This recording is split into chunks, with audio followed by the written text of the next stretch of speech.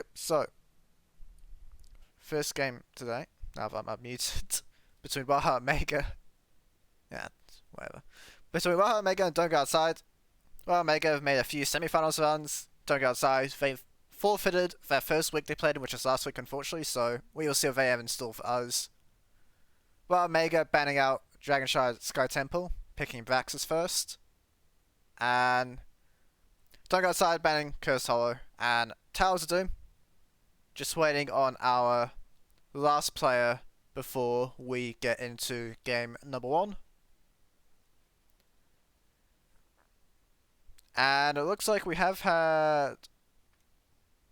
Okay, there's our last player. It looks like Altanian, now that Hype is no longer playing, has joined Don't Go Outside to see if maybe that can give them a good run here. Wildheart and Mega have been in all of them so far, the qualifiers.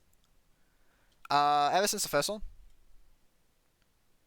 And they will be very keen to try again with this point. I know that just in the fourth qualifier is starting to go antsy, and well, they have some tough opponents in the rest of the bracket. Both of these teams. The winner will play against either the Fool's Gambit or the Dead Game Players to win of that series. And then on the bottom of the bracket is Team Wildheart, Team TF Zugrugs, Team Phoenix Rising Esports, and Team Vendetta. So I suppose I'd say it's a bit of a stacked bottom half of the bracket, but we will be going through the top today, so can see what happens. And then afterwards, assuming everything works out for time, we will have a series between Chili Mountain and ACA, the first two teams to get in through the qualifiers. A little bit of a show match there, so can enjoy that one, assuming we don't go a little bit late. Hopefully everything is working now for audio. I can see my mic's on, so that much is good. So let's hope everything else is also working. Running a little bit of an experimental overlay in game, not early up, so can see what happens there. Braxis holdout. Last week, beat Wildheart on this map was quite fun, and we played a bit of a 2-3 split. Now, maybe it's a little bit interesting because Wildheart also picked this map for main team against us, and now we're seeing Wildheart Mega picked it. So it's a map that I'm guessing the Wildheart guys have been practicing a bit, and maybe we have something interesting in store for us from the side of Wildheart Mega. They will be batting out Phoenix. Don't know if there are any Phoenix players on the side of Don't Go Outside. Lucio and Rexar are kind of just top tier heroes. Rexar can gank, but he's a bit of a pain if you want to play a strong bomb lane style. Can understand wanting to get rid of that one. And well, Chromie left up. Chromie will be first picked as Diablo banned away from Mr. Lupus. Apparition going to snag that one as quickly as possible, basically. And well, the gnome can be quite annoying. Basically, well, Chromie, as I'm sure we all know by now, very annoying early game hero, loves playing around structures, and Braxis certainly has structures near the objective points, so can be quite safe while doing a lot of damage, and it's like playing against Seraph. Buttring and very early Sonya pick coming out from Don't Go Outside, so it is a little bit safe to pick your offlane if you're going to take someone like the Brightwing who can go up and help. The answer will be Urel from Colonel Pants, and that's actually not too bad of a matchup for Miss Sonya over there, so you can see what happens. And Stukov is, I mean Stukov is like the other top tier support. I think everybody's kind of realized that Blizzard buffed him in their infinite wisdom. can't entirely say that he needed a buff. Let's put it that way. And, well, low blow is... I mean, it's nice to see that there's a new playstyle for Stukov, at least, with the whole low blow level 1 going for the blow-up composition driven. I mean, you kind of already did that, but now Stukov does some nice old damage with that looking arm. Garrosh and Cassia banned away. Johanna and Orphea will be coming out from the side Don't Go Outside. Orphea can have a lot of fun, possibly. And I think it's a little bit interesting, though, that you'd pick Orphea here instead of your other damage dealer. If you're aside Don't Go Outside, Orphea can kinda be countered, and we are seeing that from here. May and Tychus. This will not be a fun Orphea game for 10. And so you have to wonder, what is it that is being hidden by the side of Don't Go Outside? At least they nerfed the level 1 cooldown. Well, I feel like Spine Launcher was criminally underrated beforehand, but I suppose you just go for Lobo now. And Tastar's the last pick. A little bit confused. This May is looking very unkillable at this point. I know that will flame me for it, but taking the Cryo Freeze at level 4, getting at spell armor, well, Lupus is going to be pretty difficult to deal with, one has to imagine, in this game. And if Altanium is feeling really spicy, he could opt into an AA build, but then you're playing AA build against Chromie, which is not so much fun. And, well, it's going to be pretty interesting, I think, to see what Don't Go Outside can do here. I'm absolutely favouring Wildheart and Mega so far, but here we are in game number 1. We have a beautiful overlay with all the cooldowns, which means I have to show even less attention to offlanes than I normally do, which is quite fun. So on the blue team, we have Wildheart, Omega, Colonel Plants offlane in VRL, Dope Monster playing Tychus, Lupus will be playing May, Frosty Winds playing Stukov, and Apparition will be playing the Chromie. It is Wildheart, Omega. Why? Okay, I have to sort that out at some point, but on the red team, it is Don't Go Outside. Whereabouts will be playing Sonya. Altanian playing Tassadar. Has gone for the AA build, actually. Tin will be playing Orphea. Raganas will be playing Johanna. And Rathon playing Right Wing. Let's see if we can fix this a little.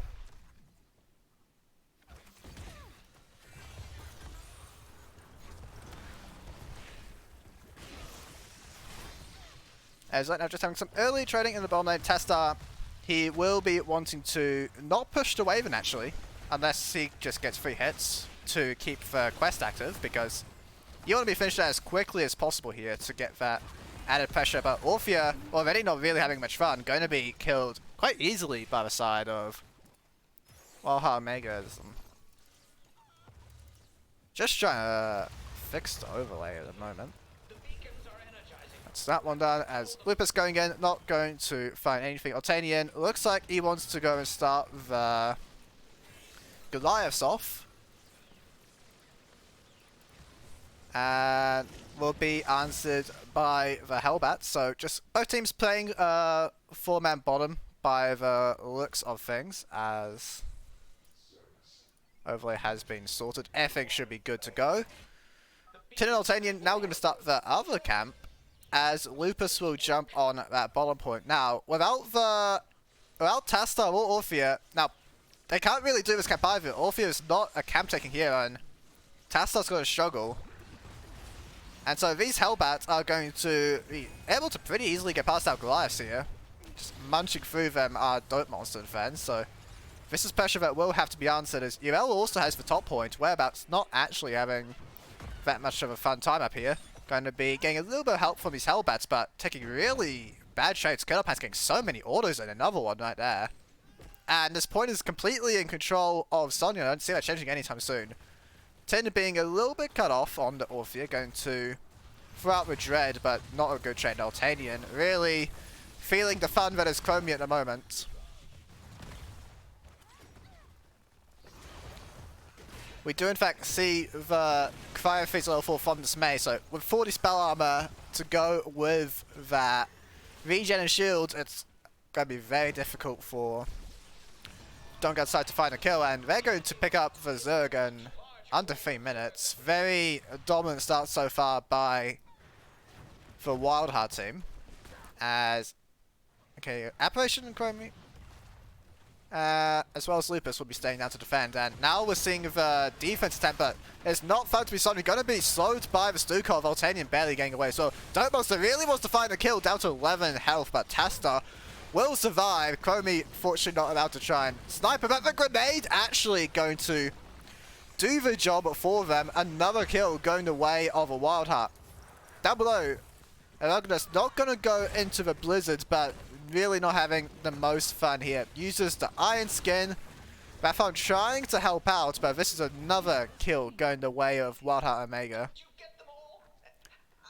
And so we're at a roughly 3/4 level lead for Wildheart, but if you are a fan of Don't Go Outside, the one good news I have for you is that they really didn't get that much siege damage. Not even breaking the wall. They will get the other turret now, but no fort damage has been taken so far.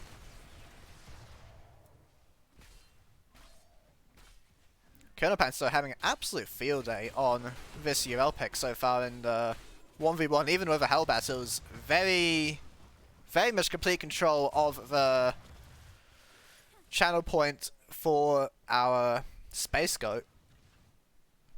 Going to need to see what comes out from the side of Don't Go Outside in order to try and turn this game around. They absolutely cannot attempt to flip the game on boss. They do not have Merc taking ability to do so. Now looking for the Tasta, going to be pushed into the blizzard. In comes the damage, and very easy kill for Wildheart. Another one goes the way of May and friends, as now with the Goliath camp they can look to get some damage on this fort. Orphea going to, I mean, quite low on mana, and going to be struggling to take out these Goliaths. Tasta is back on the way, so that is going to help deal with them, as right now Goliaths, they really aren't the best at sieging. Now Johanna hit by the time stop, gets Iron Skin off, but okay, no, actually will get out of the blizzard in time, but Bitewing barely in time to save him. Support Loop will not let that happen though, as Johanna once again will fall. Zerg going to be coming in just a few moments as the invade onto the Hellbats is underway. No chance of this being answered by the side of Don't Go Outside. It is very interesting to see Orphea opt into a melee style of build against this team composition. It's going to be very risky at best, I'd say, to try and pull this one off. I would have definitely opted into a range style, but I mean, I don't know if I just go Orphea anyway. 1v1 on the point bottom lane, going absolutely the way of UL. Sonya kind of just wants to fight on point, force priority, but we've seen Kiddlepants have a pretty good time fighting in lane as well. And the siege onto the top lane will be continuing. Points going in favour of Wildheart. Don't Go Outside trying to force something here, but Johanna does not have the tools to do so. Tin going in and getting a little bit of damage off, but will not get hit by that shot. Pushed into the enemy team, and I mean, Temporal Loop is there, but not needed in the side, says that was for Orphea. Kiddlepants again finds victory in the bot lane, this time getting the solo kill. And now level 10 is going to way of Wildheart. This looks like a classic Braxis holdout snowball. Kiddlepants opting in for the bunny hop at level 7, going to help a lot in those 1v1s on the point, and poor old Sonya didn't stand a chance. Ice Wall for Lupus, so they might try and make a play down bottom, but at the moment May going to go and fight some Zerg, not really needed back here though. Just gonna hit that fountain, I suppose, as this bot lane is absolutely forfeit at this point.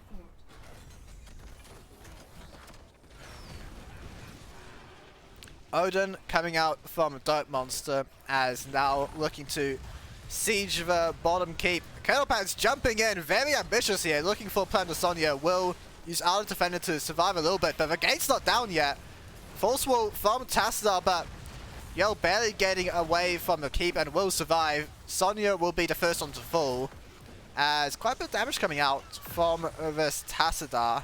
Well, and for keep as well, but very much a nice push from Wildheart Omega so far, as it looks like Fort's going to survive with roughly 60% health.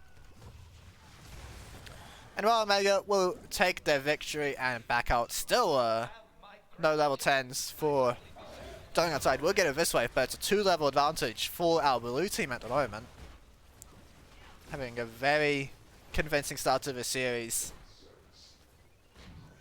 Oh, I don't know if you want to check this, but we can see a little bit of safety from... Okay, they have level 10, so now looking to step up, but this is a 45, there's no Sonya here. As 10 very far in, Rathon trying to get out, but Temporal Loop does not care about your blink healing. 10 not able to get out of that one. Going a bit too far in, as now Rogadus going to be the next one to feel the wrath of Chromie and friends. 3 kills going the way of Wildheart, and this keep looks like it is going to go down without much of a contest. Aberration using the teleport on the Chromie clone to snipe that well, playing very far forward, but I can get behind this choice. Going to help against those pesky Tassadar balls occasionally. As now boss has been started, level 13 about to be hit by Wildheart. Rognus is here, and it looks like they might try and contest it, but with Stukov Massive Shove not getting onto that point, and Aberration just over the wall. Very sneaky is this Chromie. Icewall goes down and will split the team a little bit as... Yeah, goodbye Johanna. There's no snow on you.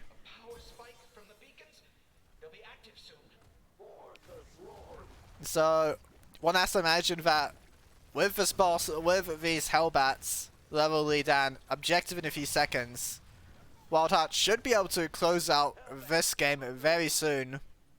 Tote Monster with the Odin available, probably just going to use it right away and siege down the top keep now. Holding off for the moment. Alright, there's our Odin. Points have been hit by Wildheart. And now it's just coming top lane. 10 going to go quite a way. Massive Shove, aptly named, as Sonya looks to be just walking out of it. Hit by the Hellbats a few times. In goes the Rogadus, and it looks like they want to try and fight this. Ice Wall goes down. Sonya trying to run away. Ultimate from Morphia finds nothing, as 2 people from Duncan side already down. Dope Monster wants to find this kill. Aberration as well, going very deep. They're tanking quite a few structures, but we'll find Tassadar. Tychus going to go down. Not quite the perfect game from Wildheart, as teleport from the Chromie. Aberration having a little bit of fun this game, as now whereabouts might be going down. Slides for the time being. Going to keep that Wrath up and looking for the UL, but not able to find the kill. As in come the Zerg wave. And actually kind of low on mana are these Wildheart members, so it might be a little bit more difficult than one expected for them to finish here. As the defense is being attempted, Sonya going to get the healing from the Blightwing, and no, the Wildheart has mana. They really don't have the means to do this. Icewall going to put away the Orphea, going to jump out of the Blizzard though. Zurel was the first to go down, but Orphea will fall. Chromie just doing Chromie things, also finding Johanna, loop down onto the Blightwing, but surviving for the time being, and whereabouts? This Sonya is really angry, finds 2 more kills. Lupus trying to use the Ice Block to survive. But Sonya, whereabouts, trying to keep his team in the game as Dope Monster. The score's got quite a bit of health, buddy. You might struggle to do this on Yoda, but I can respect the attempt. Just going to suicide for as much core damage as possible survives on 20%, as I suppose that is a delayed ace for the side of Dunker outside, but what can they do? Still a level down, still counting down, and no structures to their name. Oh, I suppose they have middle. As Argonaut are really looking to find these Wildheart members, finds as Yarel taking this camp, and that is not allowed. You need to wait for the rest of your team, as that will be stolen away. Wait, a Pastule not going to connect. It's now everyone available. Tanian, that's a very ambitious rotation, but will be fine for the time being, as now boost camps in both lanes. Dongotai trying to get some push while taking the fight. As in goes Johanna, taking so much damage. Brightwing got to teleport. Orphea chop to stop finding anyone again. It's the Ice Wall onto 2. Temporal Loop will not kill the Brightwing, but Orphea not so lucky. As an Argonist, this is not where you want to be. Going to go down, and it looks like this time Wildheart going to take out Dongotai. Being forceful by Altania to buy some time, but still taking damage and absolutely going to fall. Looks like the beacons are reactivating. We are not sponsored by Bud Light on this channel, unfortunately, but I suppose you can call that if you want. Admiration. Going to jump over the wall with the Claude. Very nicely done. And so, game number 1. It took a few more deaths than needed, but very much so going the way of Wildheart Omega.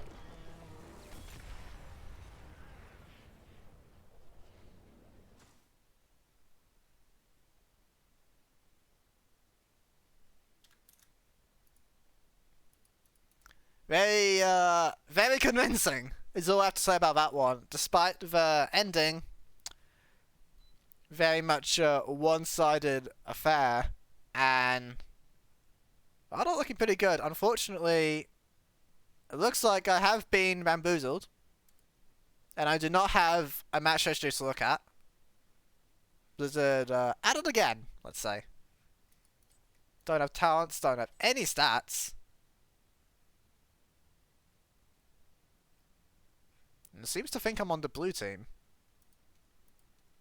Got a little bit of interesting bug here, so unfortunately I don't have a match summary for you other than it was not good for the side of Dongotai. They're going to have to look to change something up in game number 2 as Wildheart kind of just winning on all fronts in that game. 4-man Chromie doing so much work. Orphea and Tastar are not really able to do a whole lot of anything. In the solo lane, you'll kind of just put on an absolute demonstration of how to beat the Sonya, I suppose. As it looks like we are already jumping into game number 2, wasting no time at all, as we do have Infernal Shrines, I believe picked by the side of Wildheart.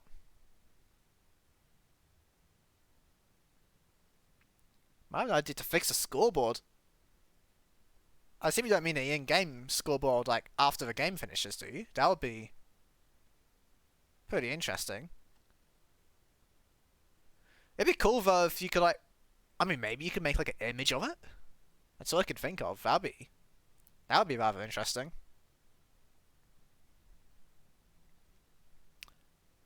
As well, something a little bit more standard now from the side of Wildheart. And I kind of, you can tell their sister teams, right? Them and the main Wildheart, as we see the Dragonshire ban, we see Sky Temple ban.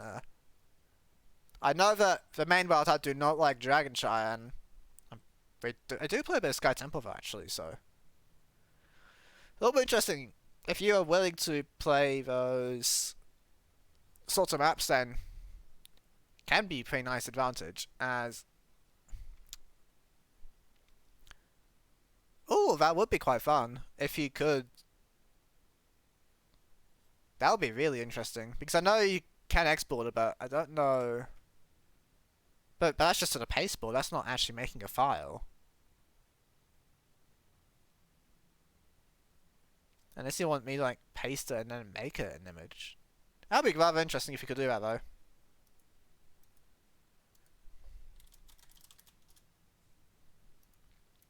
And we should be into game number 2 in just a moment.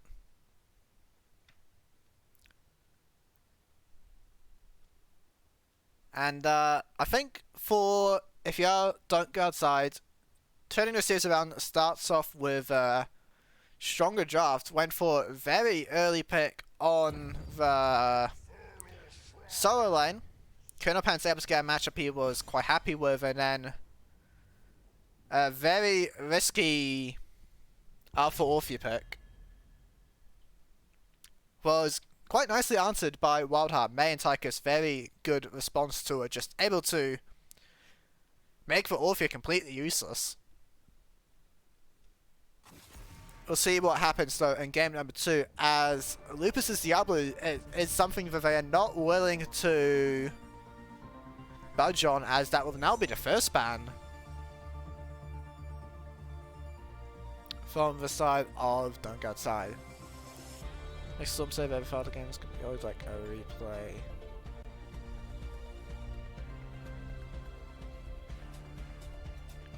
Yeah, but I'm more interested in how you're going to make the image file. Unless you're making a tool that can like read in the storm save and then do something.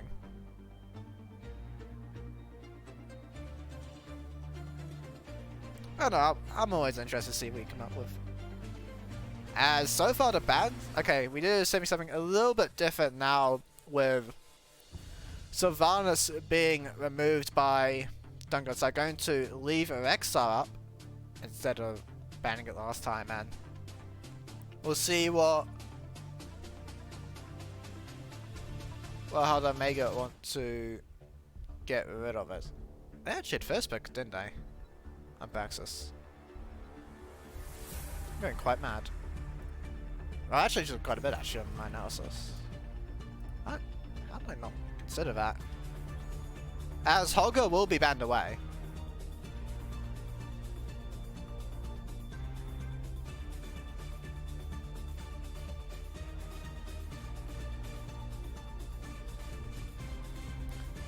Okay. Well, keep me posted on that one then. Because it happens quite a lot often that you can't see the match histories.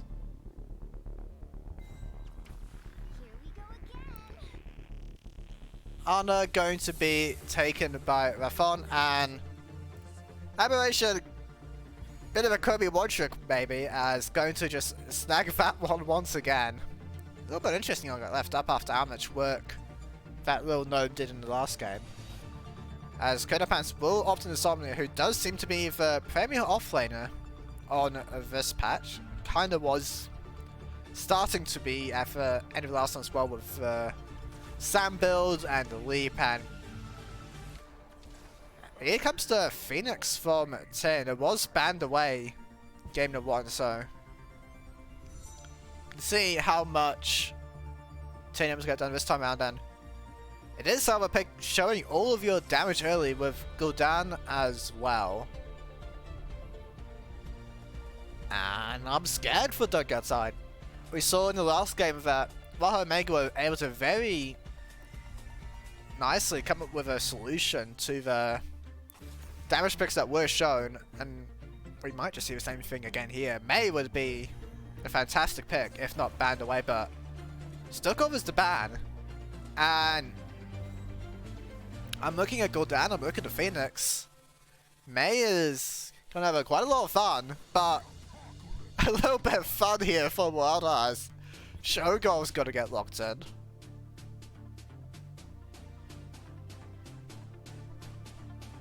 Interesting for you about Johanna, if you're going for this. Maybe they didn't want to show anything, but I mean, I wouldn't have had. If you banned Lyolka, I would have just done. I wouldn't have suspected a thing. As now, a Nurak is a nice answer to Vichogo, just ping him the Cocoon in Lyolk to try and get that percentage damage on him as well. We'll see what support Frostywid can find here that can look to deal with Cocoon. Because they don't really have a solution to it at the moment. Oriole... Alright, go for the high skill option then. Oriole coming out from Frosty Wind, and I'm hoping that we have some good timing on for Crystal Aegis, because otherwise that's a Cocoon Cho'Gall, and that's a very dead backline for the side of Wildheart. This Gul'dan is going to be pretty useless though, and since they kind of built their comp around it with for very early on a Gul'dan, that's not a good thing if you don't go outside. So now the team having a clearly dominant draft like for the last game, so perhaps we're in for a little bit more of a close game, but regardless, it should be a more interesting game, at least with Cho'Gall on board. Let's see. Game number 2. On the blue team, Wildheart and Mega Hang, a little bit of a Cho'Gall. The Yoga's in town, as Colonel Pants will be playing Sonya, Apparition playing Chromie, Frosty will be playing Oriole, and the Lobster will be playing Cho'Gall, and they are starting on damage. They're feeling pretty good about this. Okay, I see your master emote. On the red team, trying to get back in the series and keep their chance alive of Storm Division is Don't Go Outside. Rathon playing Anna, Tin playing Phoenix, Whereabouts playing Leorc, Erogadus playing Anubak, and Gala chilling by default on Gul'dan. You can see Cho'Gall taking quite a bit of damage, and I am a little bit curious as to why they don't want Ogre Hide. It is, generally speaking, the more efficient trait for Cho'Gall to have on. But of course, damage is quite nice. As Colonel Punch tried to spin on the wave, taking a fair bit of damage. As is the side of Don't Go Outside for have priority at the moment. We'll see what ends up happening. We are not going to get the Drain Hope onto the Sonya. Bit of a sleepy Cho'Gall, and Chromie all alone. This is not where you want to be. First Blood going the way of Don't Go Outside, as they caught the no battle position. Good. I like to see it. They are not willing to give up on the series. They're not backing down because of a cheese. They're just playing to what they're able to do. And what they're able to do is get rid of Cho'Gall, go on the backline. That's what their comp does. And it looks good. Now Frosty Wind, being the most miserable Ori in the world, trying to solo these Impalers, as Don't Go Outside just going to be content with taking the bomb camp, but everyone's here from Don't Go Outside, and Phoenix is mid lane, so this is a 3v4 situation. They're not going to stun as well, and Nubak does not have the bulkiness to be a frontliner. Going to burrow charge out in the end. Bomb camp goes the way of Wildheart. Should make the right ability. Yeah, that makes sense. You know, I mean, it might be a pain though when the actives come in, right? Like when you get the bolts of block and whatnot, it'll be a bit of a pain to adjust it, but I can understand why you'd want that. As there's going to be some XP denied from the side of Don't Go Outside, but they're still a pretty substantial lead, about half a level at the moment. Boost is going to be started by the Gnome and her Angel. As where are we going? Looks like we want to invade. That's a little bit of fun. Rona's playing up for team, not with him though. Time Trap going to buy the time, and Nubak not on the point in time. Frosty Wind's looking to be the target, then trying to run her down, but going to be convinced to warp on out. And this is a very nice lead for Wildheart. They're not done yet. They found Grandma. They found Dana. Rathon doesn't stand a chance. Going to be taken out. XP will even up, and a camp lead for the blue team, and straight onto the shrine is the side of Wildheart. Just going to let Colonel Pants work away at that one. Going to smack the mid lane in the meantime. We are seeing the AA talents for our Cho'Gall, and yeah, it's all standard. W build for goal, AA for Cho. Nothing interesting here. Is now Apparition for target. Oriole with a full charge. Going to drop that one down. Time Trap is really nice from Aberration. Going to get both of these members off her back. Chromie going to survive. Now 10 trying to do work here on this point as they're going on to Sonio's Erogonus, but no damage there to follow up. All even on the Shrine and backing off is Wildheart, so his first objective looks to be going the way of Don't Go Outside. Looks taking a little bit of damage and actually not done yet, Wildheart, but 7 points left for our red team as Anubak goes down.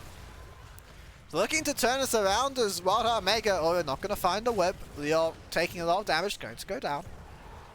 It's going out trying his best to finish this, and here comes Phoenix, but it will actually be Wildheart that win this first objective, getting a double kill as well. Now going to be marching down that mid lane.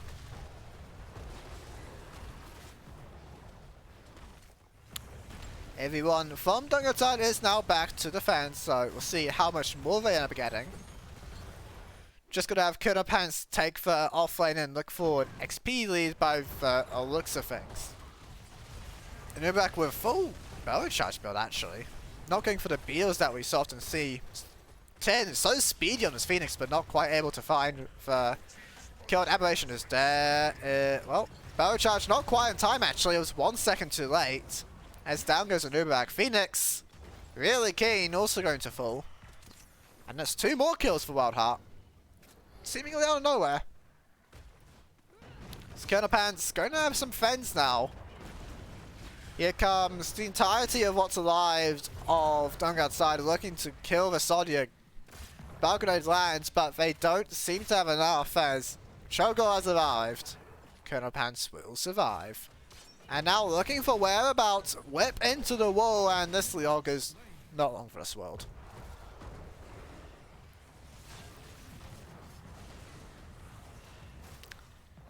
It was looking so nice at the start of the game though, for Dung Outside, but Wildheart able to find these members out of position. Now looking at a level and a half lead as Fossian going to be fine. Aberration taking their time on the bomb camp actually, will be done now, but the Lobster taking a fair bit of damage, switched over to Yoga Hide as 10 tries to get the body block, but the hammer is there. And now Phoenix going to get loot. Will drop down, and Ubak's going in. I don't know about this one. Twisting Never is going to be used super slow, and that bug did not stand a chance. As in comes the Leap Sonya, going to find Anna. Triple kill for Wildheart and Megan. They're making this one look easy. Now going to march their way down bottom lane where the next shrine is, so no force going to be available for that one, and 2 levels. Looking kind of like the last game with this XP gap.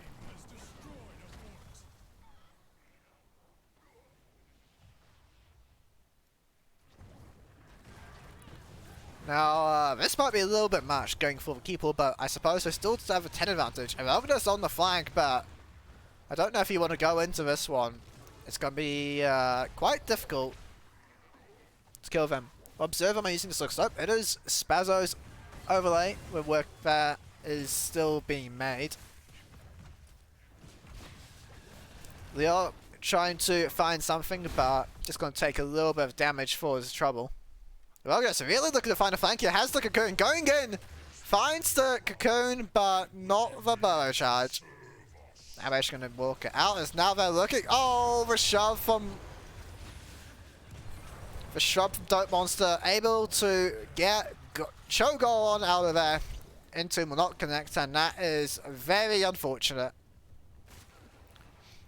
If you are the side of Dungertown. In goes the leap on to 3 members of the backline. Hallfire will make some space though as Aegis onto the Chogo. In comes the Planet Cracker. I don't know about this one. Lobster just going to not walk into it as down goes Leorc. Erogonus, run! Run, my little Anubarak! Run for the wind as in goes the Phoenix onto Aberration, who doesn't have his healer with her. Down goes Chromie. 10 trying to turn this one around with the warp build. Phoenix finds the double kill. And Nubrak went down, but this Phoenix has come to play, going for the AA build, which I really like. There's not actually that much crowd control on our blue team. And with the Warp Assault, able to do so much damage. Has gone for Q1 though. Just the other two probably do more damage. That's what I'm saying.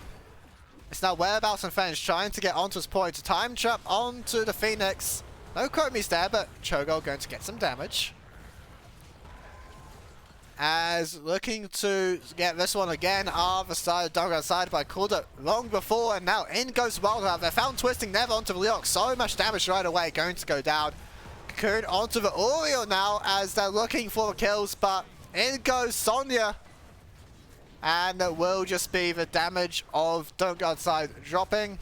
This bug needs to get on out of there. You have the barrel charge, buddy. You should probably use it, but going to get looped. And that's another kill onto a Nubarak. Now found the Soul Survivor just trying to clear this mid lane, but I know from experience that Arno is not the best at doing this.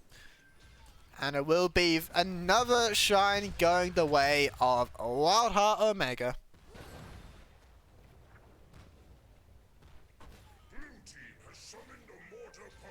Mortar Punisher now looking to push down bottom lane. Aberration feeling a little bit cheeky here. Can just go in with the W. Yep, easy peasy. Going to find that mid lane, and now that for the Whereabouts, maybe not where they want to be. Planet Cracker will get the camp, I suppose. As Leok shows himself here. Going to dodge away from the spear, and not really much happening by Wildheart. It's just the Punisher being taken down by Phoenix and Garda. Kind of just messing around in the mid lane, it feels like. As down to a third health, they aren't going to get anything more than this wall unless they want to go in here. That would be quite fun. They're just on the flank, so maybe another turnaround is to come. As Curler Pants walking it out. Nothing comes of it. Tomb goes wide. Aberration. Sidestepping that one. Horrify onto 2. Looking for the Oriole. Is 10. Cho'Gall in the Cocoon. Trying to be bust out. And then Ubek is the first one down. Chris Sagas onto Oriole. Will keep her alive. In goes Cho'Gall. Double kill with the Twisting Never. Garda looped. Not long for this world. Leok for Soul Survivor. 4 more kills going the way of Wildheart, and they are done. They want to end this game, and they very well might. Up almost 3 whole levels at this point in the game. Foster went with a full charge. Going to drop that one down, keep them alive. Now you don't want to group up against the core with its AoE damage. Respawning now are these members. We might see another core defenses. Cho'Gall so incredibly low, goes down to 61 health. Leok really trying to find this one as there goes Entomb, will connect this time, but Leok is looking to be the one to die. In goes a Nubarak, they're looking for the Uriel. Will get the nano, the Barker Grenade, and will find that kill. And now, oh, Aberration, he's sneaky bugger. Have secured your death though, unfortunately, by doing so. As in goes the Lobster. Now, they do have, they take the armor at 13 actually, but that will not be enough to keep you alive. Gul'dan finds that kill. Aberration actually got the solo kill. What the heck? What the heck?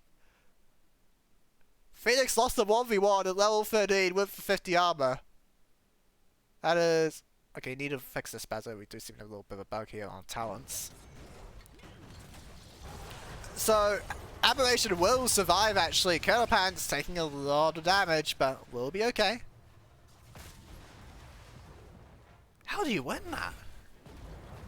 Must have just caught him in a time trap, I suppose. Now, don't get sideways, we'll be able to steal away the Impalers.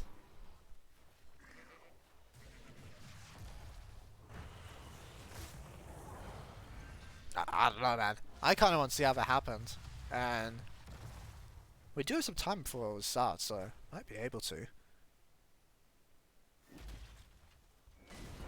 And now in comes Cho'Gall. Rathod, you don't want to be there. Will sidestep the leap though, but can't sidestep Temporal Loop. That will be the kill onto Grandma. And just gonna clear out the mid lane and then look to grab this top lane Punisher, probably by the side of Wildheart. Not looking to look at running at the core again, I suppose. Rodus! AFK! Uh-oh, Rio the disconnect. It's a Nuback. Okay, he's back, he's back. Impale goes wide though, and there goes a Nuback 10 jumping on in with the Phoenix, getting a lot of damage onto the Sonya. Planet Cracker will be sidestepped by the teleport from Aberration. As they do the backline again, Cho'Gall. Twisting Never, see you later, Phoenix. And that's another 4 kills. Wildheart making it look easy with this Cho'Gall.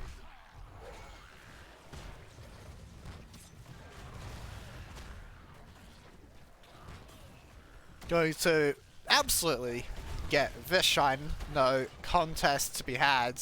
As whereabouts he might not want to be here, buddy. Going to decide to back off for now. And once again clearing lanes. It's so unfortunate to see. You can attack a little bit faster than that from Rihanna. Start stepping could be a little bit more optimal, but it wouldn't really change much, let's be honest. Top 4 absolutely gone.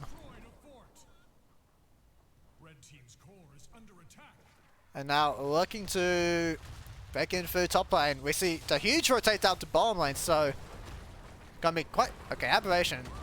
Galdo probably hit a 6 corruption for them as goodbye Leoric.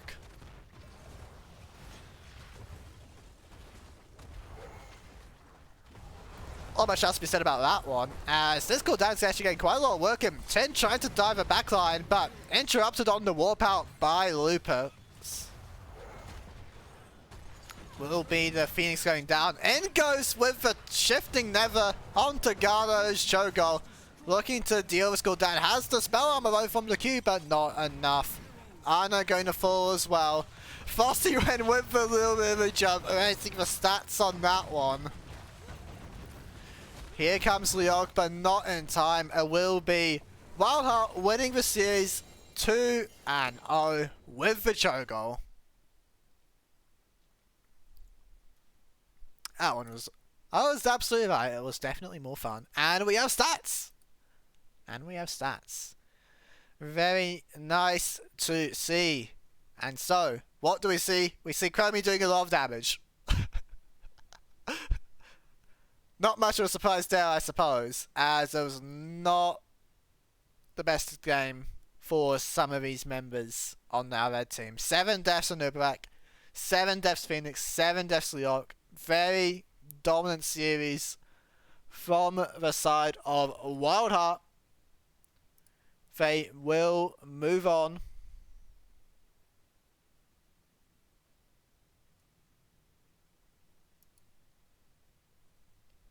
to the next one. Just trying to see how the other games went.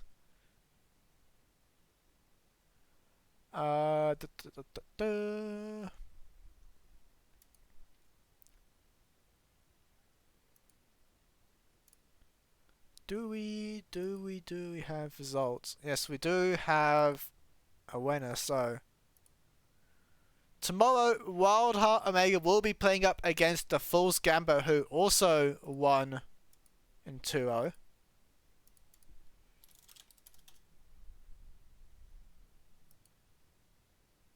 Can look forward to that one tomorrow, as I'm just looking to see what's happening with our show match. We might be getting underway soon.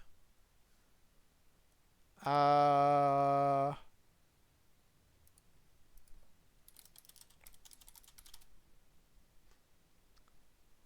let's have a look. I want to see. I want to see how the Chromie got this kill.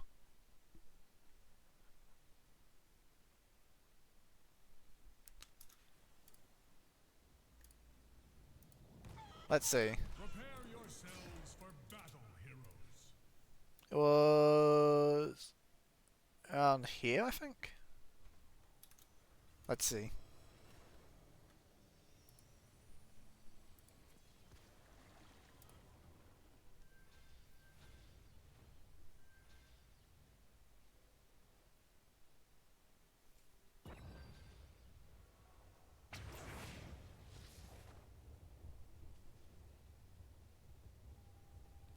It's a Warp Bill Phoenix! Should do so much damage to Akomi.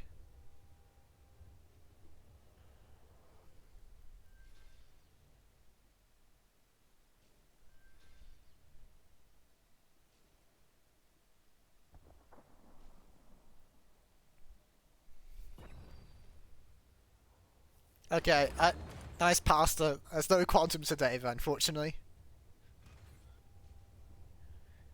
Definitely a nice lad, though. Alright, let's see.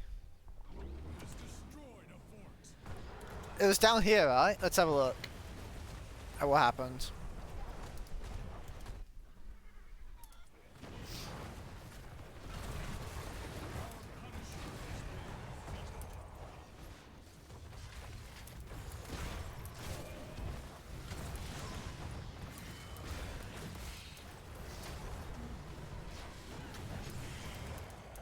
See, let's have a look. From Aberration's perspective, what happened? I was out, yeah, there, you got pushed off the core a little bit, and then it happened. That's how he had the cone so deep. Let's see.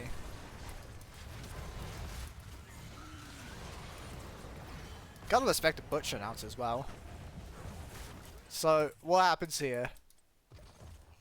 There's the time trap. This is the first round of spells. Gets the loop, triple Q, and then double Q. Yep, just hits his abilities. It's that simple.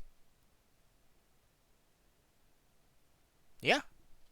Very nicely done by Aberration. We'll win 2 OR Wildheart. Can see how they do tomorrow.